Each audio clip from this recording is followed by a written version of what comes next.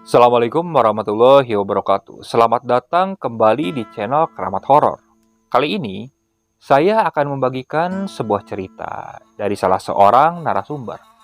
Narasumber kali ini mempunyai suatu kisah di mana dia pernah mengalami hal menakutkan ketika mengerjakan suatu pekerjaan di pinggir Sungai Citarum. Bagaimana kisahnya? Simak terus videonya sampai selesai, dan sebelum mulai ke ceritanya, alangkah baiknya kalian santaikan dulu saja diri kalian, supaya kalian bisa menikmati cerita dari channel Keramat Horor ini lebih nyaman. Kalau sudah, kita mulai saja ke ceritanya.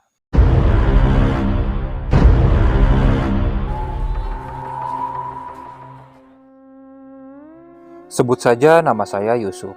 Saya bekerja di salah satu perusahaan yang bergerak di bidang survei dan pemetaan. Sudah 2 tahun lamanya saya bekerja di perusahaan ini. Banyak juga proyek yang saya kerjakan. Tak hanya di Pulau Jawa, beberapa kali saya harus mengerjakan suatu proyek di luar Jawa. Saya sangat nyaman bekerja di perusahaan ini karena bidang pekerjaannya sesuai dengan bidang yang saya senangi. Karena saya tidak selalu harus diam di dalam kantor. Namanya survei, pasti selalu pergi ke lapangan. Dengan suasana yang baru, itu yang saya senangi. Pada tahun 2007, perusahaan di tempat saya bekerja ini mendapatkan suatu pekerjaan dari salah satu kontraktor di daerah Bandung. Pekerjaan itu adalah mengukur kedalaman dan pasang surutnya air Sungai Citarum.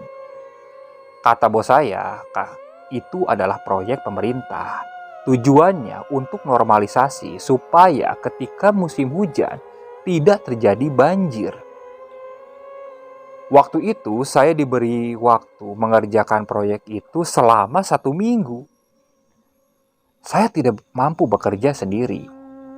Saya ditunjuk 2 orang bersama salah satu teman saya untuk mengerjakan pekerjaan itu. Karena kita harus mengukur di beberapa titik, bahkan bisa dibilang titiknya cukup banyak. Waktu itu saya langsung berangkat ke salah satu daerah yang berada di pinggiran Sungai Citarum. Saya berangkat dengan salah satu teman saya, sebut saja namanya Ari. Sesampainya di sana, kami disambut oleh salah satu pengawas, sebut saja namanya Pak Arif. Pak Arif ini orangnya cukup baik, simpel dan gampang bergaul. Kita diberikan salah satu rumah untuk tempat istirahat kita. Rumah tersebut jaraknya ke Sungai Citarum tidak terlalu jauh, sekitar 30 meter. Di sekelilingnya tampak ada beberapa rumah, namun rumah tersebut seperti rumah yang sudah lama tidak ditinggali, bahkan sepertinya kosong. Rumah yang ditinggali oleh warga, jarak dari tempat yang diberikan oleh Pak Arif ini sekitar 800 meter. Dan di sudut sana sekitar 600 meter ada salah satu pos ronda. Setelah mengobrol cukup lama di rumah tersebut, kita lalu berangkat untuk mengecek beberapa lokasi yang akan dijadikan tempat pekerjaan kita. Terlihat ada 2 buah perahu karet di pinggir sungai yang akan kita gunakan untuk mengukur beberapa titik. Karena kita harus mengukur di tengah sungai. Setelah berkeliling cukup lama, akhirnya kita kembali ke rumah tersebut. Pak Arif memberitahu kami, katanya untuk masalah konsumsi selama bekerja siang hari, kita akan diberikan. Nanti kalau untuk malam hari, Pak Arif hanya memberikan bahan-bahannya saja. Karena seperti kompor dan alat masak yang lainnya sudah tersedia di rumah tersebut. Setelah itu Pak Arif lalu pergi meninggalkan kami. Setelah beristirahat sebentar, saya dan Ari lalu pergi untuk mengecek ke desa tersebut. Kali-kali kita ingin pergi ke warung dan kita harus tahu lokasi warung tersebut di mana. Ketika mulai memasuki desa tersebut, kita bertanya ke salah satu warga yang kebetulan sedang berada di luar. Dan ternyata warung yang ada di situ hanya satu-satunya. Dan jaraknya dari tempat yang kita tinggali itu sekitar 1,2 kilo. Jadi lumayan jauh. Kita juga ngobrol kepada warga di sana. Dan katanya kalau tiap malam pos ronda yang jaraknya sekitar 600 meter dari tempat kita ini memang aktif diisi oleh ronda malam. Jadi saya tidak terlalu khawatir lagi kalau malam hari. Karena memang rumah yang kita tinggali itu bisa dibilang rumah yang terpencil. Walaupun di pinggirnya ada beberapa rumah, tapi rumah itu tampak kosong. Setelah kita ke warung dan membeli beberapa kebutuhan, kita lalu kembali ke rumah tersebut. Setelah istirahat, paginya kita langsung pergi ke beberapa titik untuk mengerjakan pekerjaan kita. Karena titik yang harus diukur itu banyak, saya dan Ari harus berpisah. Jadi kita mengerjakan masing-masing kerjaan. Waktu itu Pak Arif menyediakan 2 orang untuk menjadi pengemudi di perahu karet tersebut. Saya berangkat ke beberapa titik dan mengukur di titik-titik tersebut. Tak terasa waktu sudah pukul 4:30 sore. Waktu itu saya menyudahi saja pekerjaan saya. Terlihat Ari juga perahunya sudah menepi ke pinggir sungai. Saya juga langsung menepi ke pinggir sungai. Di situ saya langsung kembali bersama Ari ke rumah tersebut. Setelah kembali, kita langsung membersihkan diri dan mengobrol sejenak. Hingga tak berapa lama terdengar suara azan maghrib. Saya dan Ari langsung melaksanakan sholat maghrib. Setelah sholat maghrib dan sudah melewati waktu isya, di situ Ari rencananya akan pergi ke warung untuk membeli rokok karena habis. Waktu itu saya sedang masak buat nanti kita makan malam. Ari pergi sendiri, sedangkan saya di rumah itu sendiri juga. Ketika saya sedang asik memainkan ponsel saya, tiba-tiba dari luar, karena pintu waktu itu tidak saya tutup, saya melihat ada seorang nenek-nenek yang seperti melihat saya dari arah luar pagar. Dari sudut mata saya seperti melihat sosok nenek-nenek itu. Saya langsung menoleh dan ternyata nampak seorang nenek-nenek yang cukup tua menggunakan pakaian batik yang lusuh atau kebaya zaman dulu dan menggunakan samping. Rambutnya dia tidak ikat, jadi terlihat tampak menyeramkan. Loh, itu nenek-nenek ngapain? Ucapku waktu itu, karena nenek-nenek itu terus saja melihat ke arah saya. Karena merasa risih, saya lalu keluar dan bertanya kepada nenek-nenek itu. "Punten, Nek, mau ke siapa atau cari apa?" ucap saya kepada nenek itu. Namun nenek itu tidak menjawab. Dia terus saja menatap ke arah saya. Dan tak berapa lama, nenek-nenek itu lalu berlalu pergi meninggalkan saya tanpa mengucap suatu patah kata pun. Dan kulihat arahnya, dia seperti berjalan ke arah bawah Citarum. Loh, ngapain sih nenek ke situ? Di situ aku sudah tidak mau berpikir macam-macam. Aku kembali lagi ke dalam. Aku lalu memberi pesan kepada Ari. "Ri, jangan lama-lama di warungnya, cepetan. Karena jujur saja, aku merasakan ada perasaan takut juga." Hingga tak berapa lama, Ari pun datang sambil membawa beberapa minuman dan 2 buah makanan. "Gimana itu, udah matang belum nasinya?" "Itu masih dimasak." "Kamu bawa makanan apa?" "Ini, bawa roti dari warung tadi." "Agak rame kalau malam di desa itu." "Loh, emang bener rame?" "Iya, bapak-bapaknya juga masih banyak yang kumpul. Cuman pas kesininya sepi ya." "Iya, oh iya Ri. Tadi aku lihat ada nenek-nenek yang di depan itu. Nenek-nenek. Iya, ngeliatin terus ke arah sini. Terus kemana itu? Gak tahu, jalan terus ke bawah. Ini kali warga sini, ya kali ya. Padahal waktu siang kan rumah di sini kayaknya kosong. Ya mungkin ada orangnya kali, kita aja yang gak tahu. Ya iya ya. Kamu betah nggak kalau tinggal di sini, Ri? Duh, mana mau, mana jauh lagi, pengen ke warung juga. Oh, gah, iya ya. Makanya ini kerjaan kita kerjain agak cepatan aja, biar cepat pulang.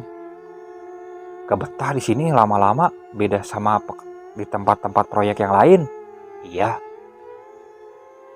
Kita terus saja mengobrol hingga tak terasa.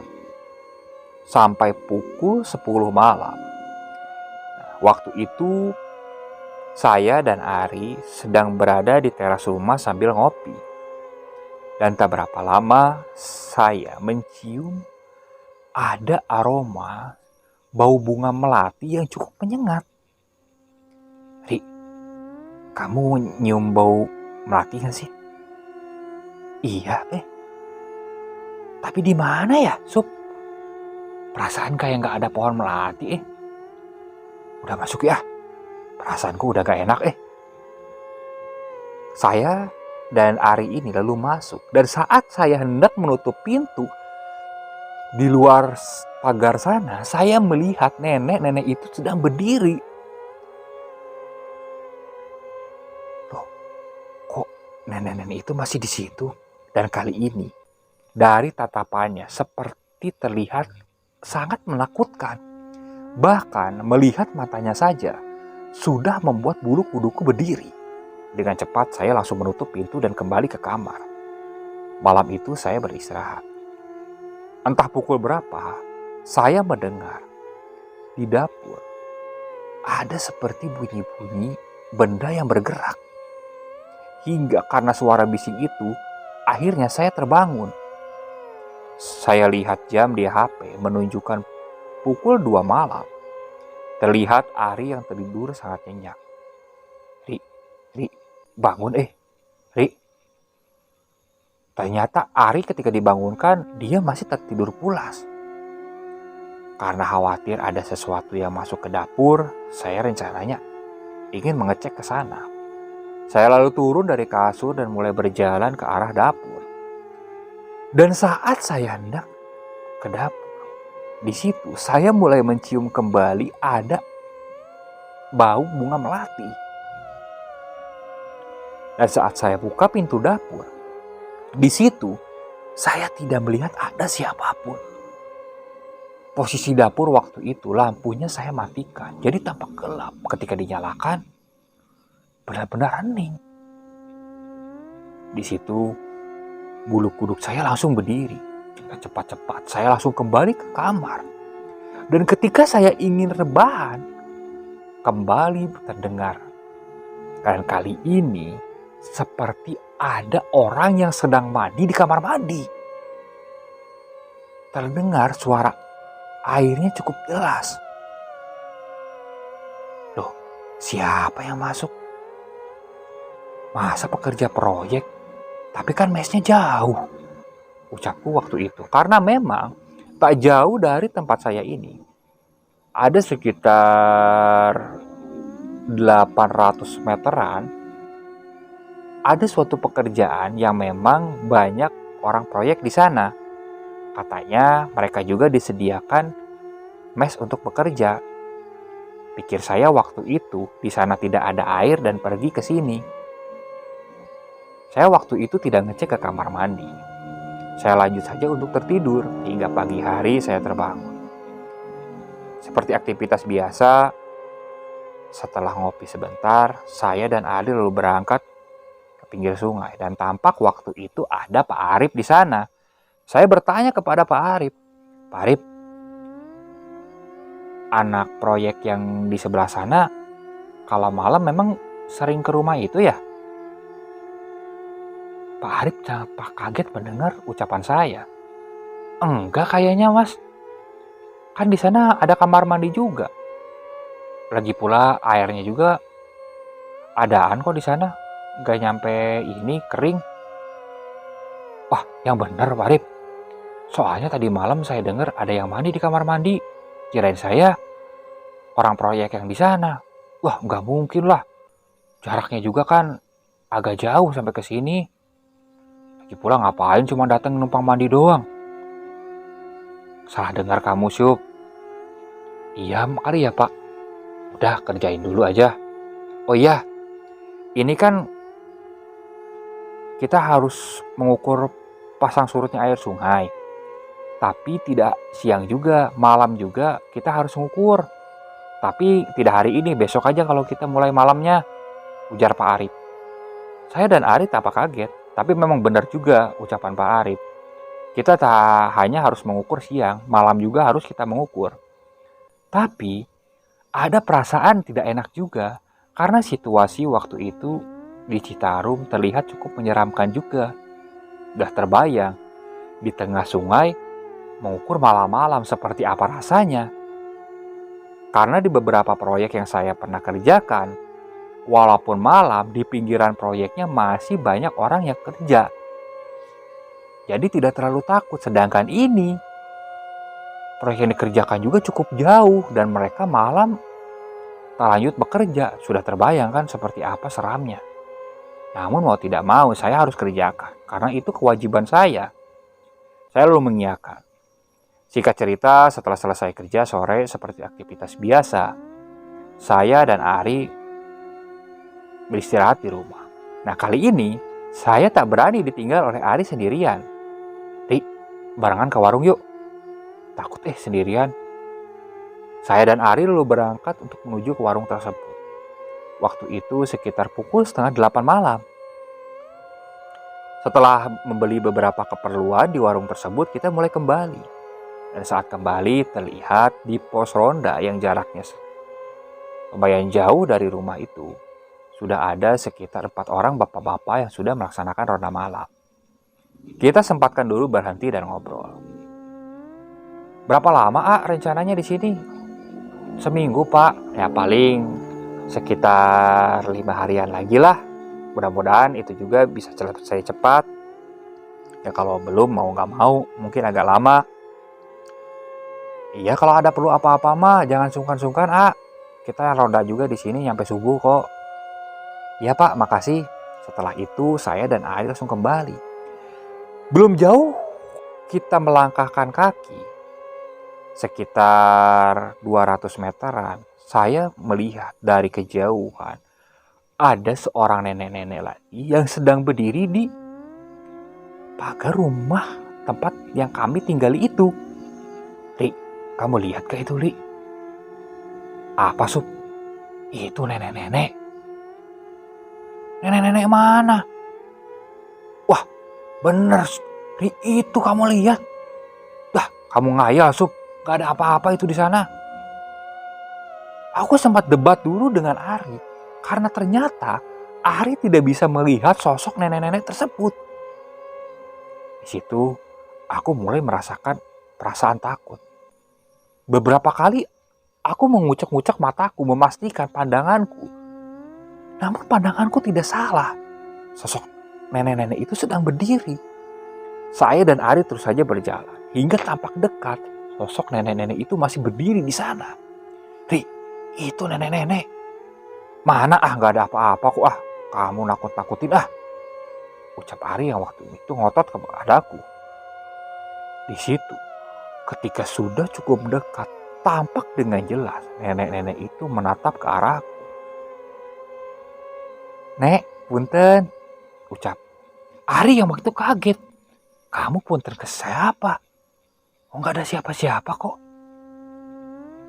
Aku langsung terkejut dan tampak nenek-nenek itu tersenyum ke arahku. Di situ aku tanpa pikir panjang langsung berlari ke dalam rumah. Si Ari tampak kaget melihat tingkah lakuku. Aku langsung masuk ke dalam. Dan tak berapa lama si Ari pun masuk. Kamu kenapa sih, Sup? Aku masih diam di dalam kamar. Sup, kamu kenapa? Ri, tadi di luar ada nenek-nenek. Serius aku gak bohong. Sumpah, Ri. Pas aku punten, kamu katanya nggak lihat, itu langsung nenek-nenek tersenyum ke arahku, ngeri banget. Wah, penunggu di sini kali, udah jangan banyak ngomong. Nanti ngerasa keganggu lagi dia. Ya kali ya. Udah, kita langsung istirahat aja. Setelah itu, saya dan Ari bahkan tidak sampai makan malam. Jujur saja, rasa lapar saya hilang karena kalah dengan rasa takut. Dan ketika saya tertidur, jujur saja, samar-samar saya mendengar seperti ada suara nenek-nenek yang sedang ngidung. Dan suara itu sepertinya berasal dari dapur. Waktu itu aku mulai terbangun, namun aku tidak berani meninggalkan kamar. Aku coba memastikan pendengaranku. Dan ternyata suara itu benar-benar terdengar sangat jelas. Jujur saja aku sangat takut waktu itu. Saya langsung pindah ke pojok. Padahal di pojok yang berdekatan dengan tembok, Ari sedang tidur di situ. Ari malah sempat bangun. "Sup, kamu kenapa sih ya?" "Enggak, aku di pojok." "Kamu aja di pinggiri." Kamu penakut banget." "Kamu dengar sesuatu gak sih, Ri? Coba denger-denger. Kayak ada orang yang nyanyi. Ngidung. Kayak ada suara nenek-nenek ngidung." Udah, jangan diomongin. Biarin aja," ucap Ari waktu itu, dan langsung dia melanjutkan tidurnya. Aku pun berusaha memejamkan mata. Suara itu terus saja terdengar. Hingga tak terasa, akhirnya aku pun tertidur. Besok harinya, saya mengerjakan pekerjaan saya bersama Ari itu hingga pukul 12 siang. Dan setelah pukul 12 siang sampai waktu Isya, saya beristirahat, kata Pak Ari. Nanti dilanjut setelah pukul 7 atau selepas Isya. Nah, ketika sudah selepas Isya ini, waktu itu Pak Arif juga berada di pinggir sungai. Dia melihat pekerjaan saya dan Ari. Ditemani dengan dua orang yang mengendarai perahu, saya mulai berangkat ke tengah sungai. Namun ada perasaan ngeri waktu itu. Entah kenapa. Ditambah perasaan saya benar-benar tidak enak. Bahkan pekerjaan yang saya kerjakan juga beberapa kali terlihat salah terus. Karena pikiran saya seperti tidak fokus. Kenapa? Kok kayaknya gak fokus gitu? Iya, Mang. Gak tahu gak enak perasaan. Dan tak berapa lama setelah saya berucap seperti itu, tiba-tiba perahu yang saya tumpangi itu oleng. "Duh, Mang, kenapa, Mang?" "Gak tahu padahal air lagi tenang," ucap si pengendara perahu tersebut. Saya langsung duduk dan memegangi pinggiran perahu karena saya takut waktu itu. Ya biarpun saya menggunakan pelampung, namun tetap saja di atas sungai dengan posisi perahu seperti itu, ditambah saya tidak bisa berenang. Dan tak berapa lama, jarak sekitar 5 meter, di situ saya seperti melihat ada sebuah tangan yang keluar. Mang, itu apa, Mang?" "Mana, Kayak tangan, Mang." "Mana, nggak ada, Si pengemudi perahu itu lalu menyorotkan lampu senter yang ke arah yang saya tunjukkan. "Gak ada apa-apa." Saya coba mengucek-ngucek mata, dan ketika saya melihat, sosok tangan itu sudah hilang. Hingga saya dikagetkan dengan guncangan yang cukup kuat dari bawah sungai. Hingga perahu yang saya tumpangi itu hampir saja oleng dan terbalik. Untung saja yang mengendari perahu itu cukup lihai, hingga perahu tidak terjadi kebalik. "Wah, udah, Mang. Kembali aja ke pinggir, Mang. Situasinya udah gak enak, Mang," ucap saya waktu itu ke yang mengendarai perahu. Si Amang itu langsung mengendarai perahu ke arah pinggir. Dan tepat di pinggir sungai, saya melihat seorang nenek-nenek yang sedang berdiri terus menatap ke arah saya. Mang, Itu kok ada nenek-nenek di pinggir sungai, Mang? A, di sungai nggak ada apa-apa, A. Baca-baca doa, A. Takutnya ada sesuatu yang ngikutin A. Ucap si Amang pengendara perahu tersebut. Di situ saya lalu membacakan beberapa doa yang saya bisa. Dan ketika saya membuka mata kembali, sosok itu sudah tidak ada. Saya sudah yakin betul bahwa nenek-nenek itu adalah makhluk penunggu di sana. Saya memberi kode dengan lampu senter kepada Ari. Ari sepertinya mengerti dan lalu kembali ke pinggir sungai. Masih jam 8, kok udah kembali? Pak Arif juga tak berapa lama menghampiri saya. Kenapa Mas Yusuf? Kok langsung kembali? Iya Pak, maaf. Tadi di tengah perahu tahu-tahu oleng. Takutnya kenapa-napa. Ditambah juga dengan situasi seperti itu, saya tidak berani melanjutkan pekerjaan. Ditambah kan sekarang malam Pak. Takutnya ada apa-apa. Ya udah, istirahat aja, nanti dilanjut besok. Nanti saya coba akan tambah penerangan biar nggak terlalu gelap di pinggir sungainya.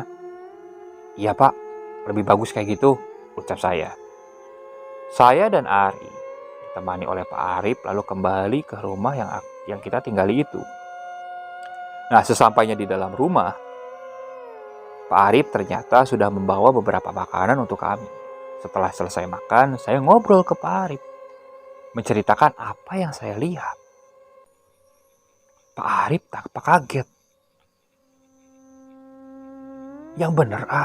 Iya. Tapi saya mah gak ngeliat. Itu Yusuf yang ngeliat, ucap Ari menambahkan. Mas Yusuf, terakhir tadi ngeliat di mana? Di pinggir sungai, Pak Arif. Makanya jujur saja saya agak takut kalau malam. Udah, mudah-mudahan aja gak terjadi apa-apa. Yang penting banyak berdoa aja. Ya saya juga memang gak tahu banyak tentang seluk-beluk ini. Setahu saya beberapa rumah ini memang kosong, sudah lama gak ditinggali. Katanya penghuninya udah pada pergi keluar daerah. Ya udah, kalian istirahat aja, saya langsung pulang, ujar Pak Arif waktu itu berbicara. Nah, sewaktu itu saya langsung kembali ke kamar bersama Ari. Ketika sudah tertidur, sekitar pukul 1:30 malam, waktu itu saya kebelet ingin pergi ke kamar mandi. Saya sempat membangunkan Ari untuk menemani saya. Namun ternyata Ari ini memang tidurnya kayak kebo, jadi susah kalau dibangunkan. Akhirnya saya pergi ke kamar mandi sendirian. Dan saat mulai masuk ke dapur, di situ saya mulai mencium ada aroma melati. Ingin rasanya saya kembali ke kamar. Namun saya bingung harus menahan buang air kecil kalau sampai semalaman. Saya lalu cepat-cepat masuk ke kamar mandi. Dan ketika sudah buang air kecil itu, saya mulai mendengar ada kidung yang dinyanyikan tepat seperti di belakang kamar mandi tersebut. Padahal di kamar mandi itu langsung berbatasan dengan rumpun bambu yang berada di pinggir Sungai Citarum. Di situ saya langsung panik kan. Dan ketika saya membuka pintu kamar mandi, di situ saya kaget melihat Ari sedang berdiri di kamar mandi di dapur. Ri, ngapain? Dia menoleh ke arahku, namun tatapannya seperti berbeda. Temenin aku, ada yang ketinggalan di pinggir sungai tadi. Emang apa yang ketinggalan? Udah ikut dulu bentar, ucap Ari yang langsung menarik tangan saya. Dan saat tangan Ari ini memegang tangan saya, tangannya terasa sangat dingin. Jujur saja waktu itu enggan rasanya saya mengikuti Ari. Namun pikiran dan tubuh saya sepertinya tidak sinkron. Bahkan pandangan saya seperti lurus saja ke depan ke arah Ari ini. Hingga saya keluar pintu dan terus berjalan hingga ke dekat pinggir sungai. Ada sekitar jaraknya 15 meter dari pinggir sungai. Di mana nih barangnya? si Ari itu terus berjalan. Di situ jujur saja, perasaan saya sudah sangat tidak karuan. Ri, di mana cepetan? Ari terus saja melangkah. Saya coba mundur beberapa langkah. Karena entah kenapa saya yakin ini sepertinya bukan Ari. Setahu saya Ari tidak pernah bersikap seperti ini.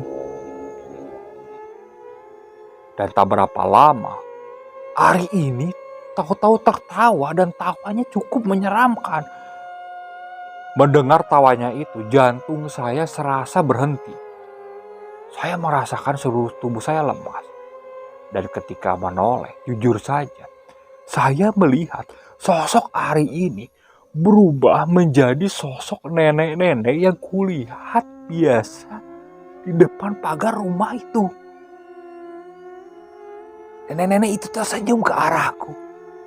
Dan tangannya seperti melambai ke arahku. Di situ saya benar-benar lemas. Jujur saja, kaki saya sudah hampir tidak kuat untuk berdiri.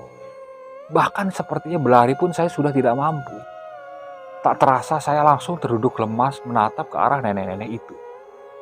Dan tak berapa lama, nenek-nenek itu sambil tertawa menyeringai. Dia berjalan ke arah saya. Di situ saya langsung memejamkan mata. Jujur saja saya sudah pasrah dengan semua keadaan yang akan menimpa saya. Di tengah-tengah kepasrahan saya itu, saya berdoa, meminta pertolongan sambil terpejam. Dan tiba-tiba pundak saya dikagetkan oleh sesuatu. Rip, kamu ngapain di sini? Dan ketika saya menoleh, ternyata itu adalah Ari. Ri, di situ saya seperti mendapatkan tenaga kembali. Namun ketika saya hendak berdiri, jujur saja badan saya terasa lemas. Udah kembali, Ri. Udah cepat kembali. Ujar saya kepada Ari. Kamu ngapain di sini? Ari yang waktu itu langsung membopongku dan berjalan kembali ke rumah tersebut. Saya tak berani menoleh ke belakang. Jujur saja, rasanya saya berlari waktu itu. Namun kaki saya masih terasa lemas. Detak jantung saya pun terasa masih berdetak dengan kencang. Hingga akhirnya, ketika sampai di pagar rumah tersebut, saya dikagetkan dengan pintu yang tiba-tiba terbuka sekaligus. Padahal posisi ketika kita datang dan melihat ke arah rumah tersebut, pintu posisi tertutup. Bahkan Ari ini sempat kaget. Disusul dengan penampakan sosok nenek-nenek yang langsung berdiri di pintu tersebut. Nenek-nenek itu terus menyeringai ke arah saya dan Ari. Dan kini Ari melihat nenek-nenek itu. Tanpa dikomando, Ari langsung berlari sambil menarik tangan saya menuju desa yang cukup jauh dari tempat itu. Ari langsung berlari. Saya waktu itu sekuat tenaga mengikuti Ari dari belakang. Ketika sudah terlihat pos ronda, Ari lalu berteriak, "Tolong! Tolong!" Mendengar teriakan kami, waktu itu ada sekitar 3 orang bapak-bapak yang sedang melaksanakan ronda malam. Mereka langsung berlari ke arah kami. "Ah, kenapa?" "Ada setan, Pak." "Setan? Udah sini aja dulu," ujar warga itu membawa kami ke pos ronda. Kami lalu menceritakan apa yang terjadi.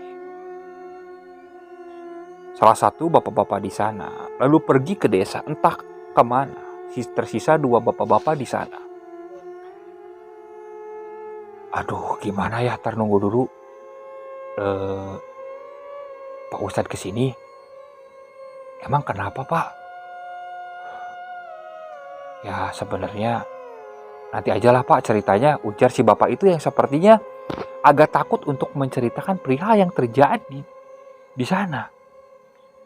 Waktu itu perasaan saya sudah mulai tenang karena ada teman Namun ketika menatap ke arah sana, ke arah rumah yang kami tinggal itu, walaupun jaraknya cukup jauh, ada perasaan takut. Tak berapa lama, si bapak yang berlari menyusuli Pak Ustadz itu datang, ditemani oleh Pak Ustadz. Nah, setelah datang, saya dan Ari lalu diberi air minum yang sepertinya sudah dibacakan doa. Di situ Pak Ustadz lalu ngobrol bersama kami. Aduh, diganggu udah berapa lama, A? Ya, sebenarnya sih saya ngelihat pas malam kedua kayaknya, Pak. Dan parah-parahnya tadi dia nyerupain teman saya dan ngajak ke pinggir sungai, Pak. Entah maksudnya kayak gimana. Aduh. Jujur aja, Pak. Sebenarnya kenapa rumah di sana kosong gak ada yang nempatin? Sebenarnya bukan karena sering kebanjiran kalau hujan, tapi ada hal yang lebih parah. Itu karena rumah yang Mas Dua tempati ini adalah salah satu rumah yang dulu pernah dijadikan tempat bunuh diri. Kami berdua kaget. Bunuh diri, Pak? Iya, dulu yang mengisi di situ adalah satu nenek-nenek. Ya, nenek-nenek itu bisa dibilang depresi ketika cucunya meninggal. Sedangkan anak dan suaminya sudah lama meninggal. Dia tinggal bersama satu cucunya. Dan cucunya itu meninggal tenggelam di sungai. Karena ngerasa depresi, si nenek itu lalu menggantung diri di rumah tersebut. Semenjak si nenek itu meninggal, konon warga di pinggir sering diteror, diganggu oleh nenek-nenek tersebut. Apalagi dulu ada beberapa tetangga yang di sana mempunyai anak kecil. Itu hampir semalaman anaknya tidak bisa tidur. Parahnya lagi, pernah waktu itu ada yang membeli rumah yang dulu ditempati si nenek itu tanpa tahu sejarahnya seperti apa. Rumah itu dijual oleh saudara jauhnya. Sekitar 3 hari menempati rumah itu. Jujur saja mereka diganggu di dalam rumah itu. Karena terusan seperti itu, akhirnya beberapa tetangga yang tidak tahan, mereka lalu pergi ke desa lain, ke kerabatnya. Rumah itu ditinggalkan seperti itu saja. Dan saya juga jujur, tidak bisa mengusirnya. Karena itu sepertinya sudah dimanfaatkan suatu jin yang memanfaatkan situasi kejadian seperti itu. Parahnya entah apa kalau misalnya AA terus mengikuti ke sungai. Mungkin bisa-bisa AA dicelakai di sungai. Sekarang lebih baik AA istirahat saja di pos ronda ini. Nanti besok kalau bisa jangan tinggal di rumah itu. Kebetulan di tengah desa di sini ada salah satu rumah kosong yang memang bisa disewakan. Kalau memang untuk berapa hari silakan pakai rumah itu saja. Daripada di rumah itu biarpun jauh tapi aman, dekat dengan tetangga yang lain. Waktu itu saya ingin rasanya menghubungi Pak Arif, namun ponsel saya dan ponsel Ari ini tertinggal di kamar. Saya tidak enak meminta tolong para bapak-bapak yang di sana untuk menemani saya mengambil ponsel. Akhirnya hingga pagi saya ngobrol di pos ronda itu. Bahkan setelah azan subuh pun saya belum berani untuk kembali ke rumah itu. Hingga akhirnya Pak Arif lewat. Di situ Pak Arif aneh melihat saya dan Ari duduk di pos ronda. Setelah berhenti kita menjelaskan apa yang terjadi sebenarnya. Dan hari itu juga Pak Arif langsung memindahkan barang-barang dari rumah tersebut, dibantu oleh beberapa warga di sana. Dan setelah kejadian itu jujur, kalaupun malam waktu itu, Pak Arif sengaja meminta bantuan para warga untuk menemani di pinggir sungai, sekaligus memberi penerangan yang cukup banyak supaya situasi di pinggir sungai tidak terlalu gelap. Dan di tengah sungai pun waktu itu, Pak Arif menambah 2 buah perahu untuk menemani kami berdua mengerjakan proyek itu kalau malam-malam. Melihat orang banyak, alhamdulillahnya saya tidak merasakan takut kembali. Namun di malam terakhir, ketika besoknya saya hendak pulang, saya bermimpi.